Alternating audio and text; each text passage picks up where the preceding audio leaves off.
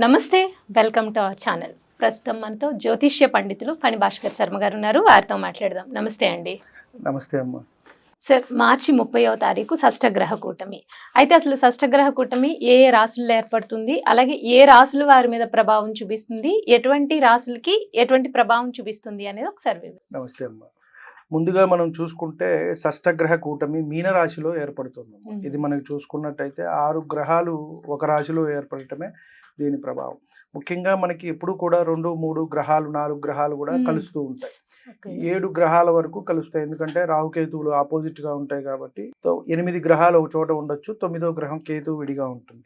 అది ఎప్పుడో కానీ జరగదు. 30-40 సంవత్సరాలకి 20 సంవత్సరాలకి ఇలా జరుగుతూ ఉంటుంది. కాబట్టి ఇప్పుడు మనకి కూడా చాలా కాలం తర్వాత ఇలా జరగటం అనేది జరుగుతుంది. మీనరాశిలో రవి, చంద్రుడు, రాహువు, శుక్రుడు, బుధుడు, శని ఈ 6 గ్రహాలు కలయిక మనకి మీనరాశిలో జరగటం మార్చి 30వ తారీఖున జరుగుతోంది. ఇదే రోజు మనకి ఉగాది కూడా రావటం అనేది జరుగుతుంది. ఇక్కడ మనకి ముందుగా చూసుకున్నట్టయితే ఏ గ్రహానికి బలం ఉంది, ఏ గ్రహానికి బలం లేదు, ఎవరి ఆధీనంలో మిగతా అందరూ ఉంటారు, దాన్ని బట్టే వేరే వారి మీద ప్రభావం అనేది చూపిస్తుంది. మనం ఆ రోజు షష్టగ్రహ కూటమి ఉన్న రోజు 30వ తారీఖు గ్రహస్థితి చూసుకున్నట్టయితే వృషభంలో గురువు, మిథునంలో కుజుడు, అలాగే కన్యలో కేతువు, తక్కిన 6 గ్రహాలు కూడా మీనంలో ఉన్నాయి. ఇక్కడ చూసుకున్నట్టయితే మనము ఏ రాశిలో అయినా సరే బలం ఎలా చూడాలి అని అనుకుంటే ఆ రాశ్యాధిపతి ఉన్నారా అనేది చూస్తాం మనం. ఆ అధిపతి ఉంటే బలం, ఎవరింట్లో వాళ్ళు ఉంటే బలం కదండి. అలా తర్వాత అక్కడ ఉచ్చక్షేత్రం ఎవరిది ఉంది అంటే ఎవరు అక్కడ ఉన్నతంగా ఉంటారు. మనం ఎవరింటికైనా వెళ్ళినప్పుడు మనల్ని ఆప్యాయతగా ఎవరు పిలుస్తారు, మనకి భోజనం పెడతారు, అక్కడ మనకు కంఫర్ట్ ఉంటుంది, అది చూసుకుంటాం. మిగతాది శత్రువు ఇంటికి వెళ్తే మనతో మాట్లాడరు. ఇలా చూసుకున్నట్టయితే ఇక్కడ రవి, చంద్రుడు ఒక వర్గం అయితే రాహువు, శుక్రుడు, బుధుడు, శని వీరంతా ఒక వర్గం. కాబట్టి కొంత ఇబ్బందికరమైన పరిస్థితి అయితే ఉంటుంది. ఆ రాశులు వీరు వారు అంతా కూడా చేసుకున్నట్టయితే. ఇక్కడ మనం చూసుకుంటే గురువు ఇంట్లో శుక్రుడు, శుక్రుడింట్లో గురువు ఉన్నారు. ఈ పరివర్తన కూడా మంచిది. అంటే మీనరాశి వారికి కొంత యోగ్యంగా ఉంటుంది, అలాగే వృషభ రాశి వారికి కూడా బాగుంటుంది. ఎవరికైతే ఈ మహర్దశలు నడుస్తున్నాయో, ముఖ్యంగా గురు మహర్దశ, శుక్ర మహర్దశ, వారికి అనుకూలంగా ఉండే అవకాశం అనేది కనబడుతుంది. ఇక్కడ వచ్చేటప్పటికి శుక్రుడు వక్రించి ఉన్నారు, బుధుడు వక్రించి ఉన్నారు, రవి వల్ల అస్తంగత్వం కూడా చెందుతారు. కొంత ఫలితాలు ఇవ్వటంలో వీరు కొంత ఇబ్బంది ఉంటుంది. మనకి ఏప్రిల్ నెలాఖరికి మే వచ్చే సమయానికి అన్ని గ్రహాలు కూడా వెళ్ళిపోతాయి. మరుసటి రోజే మనకి చంద్రుడు వెళ్ళిపోతాడు. ఏప్రిల్కి రవి మారిపోతారు. అలాగే రాహు మే 19వ తారీఖుకి కుంభంలోకి వచ్చేసేస్తారు.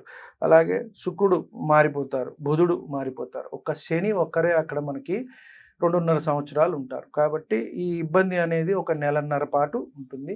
గట్టిగా ఏప్రిల్ 1 నెల కాస్త ఇబ్బందికరమైన వాతావరణం. ఇది మీనంలోనే జరుగుతోంది కాబట్టి కాస్త మీనరాశి వారికి ఇబ్బంది ఉంటుందని మనం చెప్పవచ్చు. అలాగే డైరెక్ట్గా అన్ని గ్రహాలు కూడా కన్యా రాశిని చూస్తూ ఉంటాయి కాబట్టి వారికి కూడా కొంత ఇబ్బంది.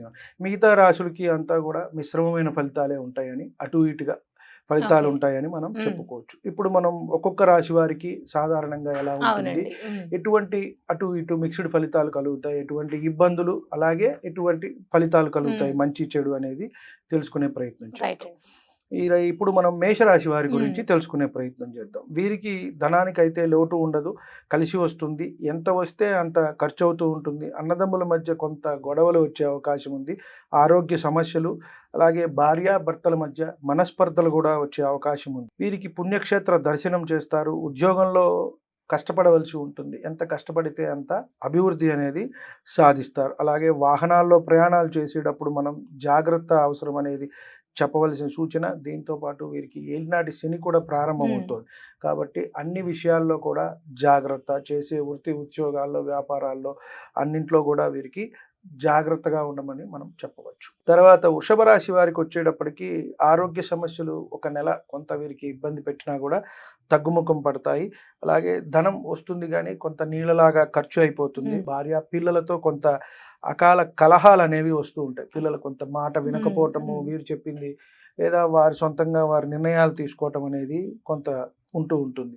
వివాహం కాని వారికి మంచి అవకాశము, అలాగే అనుకున్న పనులు కాస్త నెమ్మది అయినా, అంటే ఒక నెల పాటు కొంచెం ఇబ్బంది పెట్టినా కూడా గురుబలం అనేది మే నుంచి వచ్చేస్తుంది కాబట్టి వీరికి ఇబ్బంది లేదు అని చెప్పని మనం చెప్పవచ్చు. శని సంచారం కూడా వీరికి అదృష్టంగా ఉంది, అలాగే గురు సంచారం కూడా బాగుంటుంది కాబట్టి అన్ని గ్రహాలు కూడా వీరికి బాగున్నాయి అని మనం చెప్పవచ్చు. లాభంలో ఒక గ్రహం ఉంటేనే బాగుంటుంది అంటారు ఇక్కడ, కాబట్టి 6 గ్రహాలు ఉన్నాయి. 6 గ్రహాల్లో కూడా వీరికి అనుకూలమైన గ్రహాలే 4 ఉన్నాయి.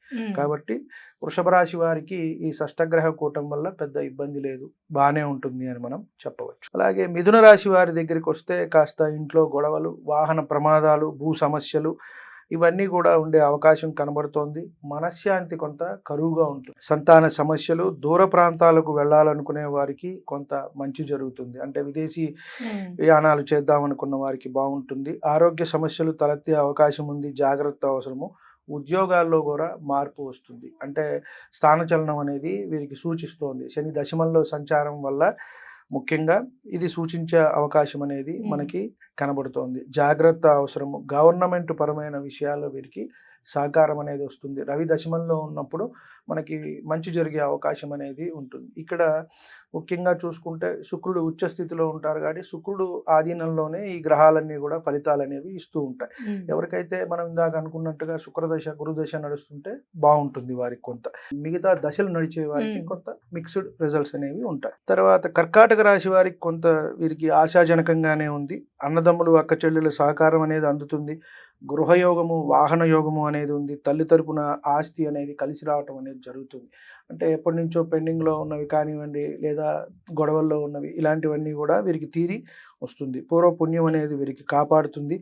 ఆరోగ్యం కూడా కొంత కుదుటపడుతుంది. దాంపత్య జీవితంలో జాగ్రత్త అవసరం, అంటే భార్యాభర్తల మధ్య కొంత చిన్న చిన్న మనస్పర్ధలు అవి వచ్చినా కూడా దాని నుంచి బయటపడతారు అని మనం చెప్పవచ్చు. అలాగే నెక్స్ట్ సింహరాశి వారి గురించి తెలుసుకునే ప్రయత్నం చేద్దాం. అష్టమంలో 6 గ్రహాలు కలవటం కొంత వీరికి ఇబ్బందికరమైన అంశం అని మనం చెప్పవచ్చు. షష్టంలో అష్టమంలో గ్రహాలు ఉన్నప్పుడు ఇబ్బంది పెడతాయి, అవి ట్రాన్సిట్ జరిగేటప్పుడు. అందులో పాపగ్రహాలు అయితే రాహుకేతువులు, శని, ఇలా రవి, వీరు ఉన్నప్పుడు కుజుడు ఎక్కువ ఇబ్బందులు పెట్టే అవకాశం ఉంటుంది. కాబట్టి ఎవరి మాట కూడా వినకుండా ఉంటారు. ఇలా ఉన్నప్పుడు కొంత ఇబ్బంది ఉంటుంది. ఎవరో ఒకళ్ళు, భార్య భర్త, తల్లి తండ్రో, మన అనుకున్న వాళ్ళ మాట వినటం అనేది మంచిది. మన అనుకున్న వారి మాట వినాలి. విదేశాలతో సత్సంబంధాలు అనేవి ఉంటాయి, ధనం అందుతుంది. కుటుంబంలో కలహాలు, ఉద్యోగంలో ఇబ్బందులు, గృహ వాహన యోగాలు అనేవి వీరికి కనబడుతున్నాయి. సంతాన విషయంలో మంచి జరుగుతుంది. ఆరోగ్య సమస్యలు అనేవి చిన్నా చితకా వస్తాయి, అవి కాస్త కుదుట పడతాయి అని మనం చెప్పవచ్చు. వీరికి అష్టమ శని కూడా మొదలవటం కొంత జాగ్రత్త అనేది అవసరం. తర్వాత కన్యా రాశి వారి గురించి వస్తే సప్తమంలో 6 గ్రహాలు అనేవి కలవటం జరుగుతోంది. వీటి దృష్టి అనేది వీరి మీద ఉంటుంది కాబట్టి ఎంతైనా ఒక గ్రహ దృష్టి మనకి ఇబ్బందిగా ఉంటుంది. అనుకూలమైనది అయితే బాగానే ఉంటుంది. వీరికి చూసుకున్నట్టయితే 4 గ్రహాలు అనుకూలంగానే ఉన్నాయి. రవి చంద్రుడు కొంత అనుకూలం అనేది లేదు కాబట్టి అన్నిటి విషయాల్లో కూడా కొంత జాగ్రత్త అనేది అవసరం. మీనరాశి వారి తర్వాత వీరు కన్యా రాశి వారు ఈ షష్టగ్రహం కూటం వల్ల కొంత ఇబ్బంది పడతారు కాబట్టి జాగ్రత్త అవసరం. ఇంట్లో కలహాలు అనేవి వస్తాయి, ఉద్యోగంలో సమస్యలు, అనారోగ్య సూచన, అలాగే మీకు దగ్గర వారు ఒకరు దూరం అయ్యే అవకాశం కూడా కనబడుతోంది. డబ్బులు ఎంత వస్తే అంత ఖర్చు పెట్టేస్తారు కాబట్టి జాగ్రత్త అనేది అవసరం.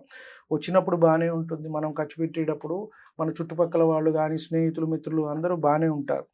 మనం అడిగితే మటుకు వెనక్కి వెళ్ళిపోతారు కాబట్టి జాగ్రత్త అవసరం. గొప్పలకు పోయి డబ్బు ఖర్చు పెట్టవద్దు, మంచినీళ్ళలాగా ఖర్చు పెట్టేస్తారు, జాగ్రత్త అవసరం. వివాహ సంబంధ విషయాల్లో కూడా జాగ్రత్త అవసరం. పిల్లలు వల్ల మాట పడే అవకాశం ఉంది కాబట్టి మీరు జాగ్రత్తగా వాళ్ళని చూసుకున్నట్టయితే వాళ్ళు ఇబ్బంది పడకుండా ఉంటారు, మీకు కూడా బయట వాళ్ళ నుంచి మాటలు అనేవి పడకుండా ఉంటాయి. కాబట్టి వీడికి కన్యారాశి వారికి జాగ్రత్త అవసరం. అలాగే నెక్స్ట్ తులారాశి వారికి ఎలా ఉంది అనేది చూసుకున్నట్టయితే వీరికి మంచిగా ఉన్నట్టు అని మనం చెప్పవచ్చు. 6 గ్రహాలు 6లో 6వ స్థానంలో కలయిక కాబట్టి వీరికి అంతా బాగుంది. పూర్వపుణ్యం ఉంది కాబట్టి బాగుంటుంది. అన్ని విషయాల్లో జాగ్రత్త అవసరము. ప్రేమ వివాహాలు కొంత వివాదాస్పదమయ్యే అవకాశం ఉంది. తల్లి ఆరోగ్యం అనేది జాగ్రత్తగా చూసుకోవాల్సిన అవసరం. కొంత అనారోగ్య సమస్యలు వచ్చేటుంది తల్లికి. కాబట్టి ఉద్యోగంలో కాస్త చికాకులు, సమస్యలు ఉన్నప్పటికీ తగ్గుముఖం పడతాయి అని మనం చెప్పవచ్చు. తర్వాత వచ్చేటప్పటికి వృశ్చిక రాశి వారికి ఆరోగ్య విషయంలో జాగ్రత్త అనేది అవసరము. కుటుంబంలో కొంత సానుకూలత, పిల్లల విషయంలో మంచి జరుగుతుంది. శని దోషం కూడా వీరికి తగ్గుతోంది. చతుర్థం నుంచి పంచమంలోకి వెళ్ళటం వల్ల అనుకోని సంఘటనలు కొంత జీవితంలో చోటు చేసుకునే అవకాశం ఉంది. భార్యాభర్తల విషయంలో కొంత జాగ్రత్త, అంటే మనస్పర్ధలు, ఒకళ్ళు ఒకటంటే ఒకళ్ళు ఒకటి అలానే ఉంటుంది. అనుకోని ఖర్చులు అనేవి ఉంటాయి. కాస్త పుణ్యం అనేది కాపాడుతోంది. గురుబలం ఉంది కాబట్టి పూర్వపుణ్యం కొంత కాపాడుతోంది. ఉద్యోగ అవకాశాలు వస్తాయి. కొత్త ఉద్యోగాల్లో మార్పులు కూడా వీరికి సూచితమవుతోంది. తర్వాత ధనుసు రాశి వారికి చూసుకుంటే కొంత అనారోగ్య సూచన, ప్రయాణాల్లో జాగ్రత్త అనేది అవసరము. భార్యాభర్తల మధ్యలో గొడవలు, కొంచెం వివాహం కాని వారికి కొంత ఆలస్యం అయ్యే అవకాశం కనబడుతోంది. గొడవలు, వాహన ప్రమాదాలు, అనుకోని ఖర్చులు. ఇంట్లో కాస్త మనశ్శాంతి అనేది తక్కువగా ఉంటుంది. సొంత వారితోనే సమస్యలు అనేవి తలెత్తే అవకాశం ఉంది. ఇది మనం ఒక నెల 40 రోజులు కొంచెం ఇంచుమించుగా అట్లా ఉంటుంది.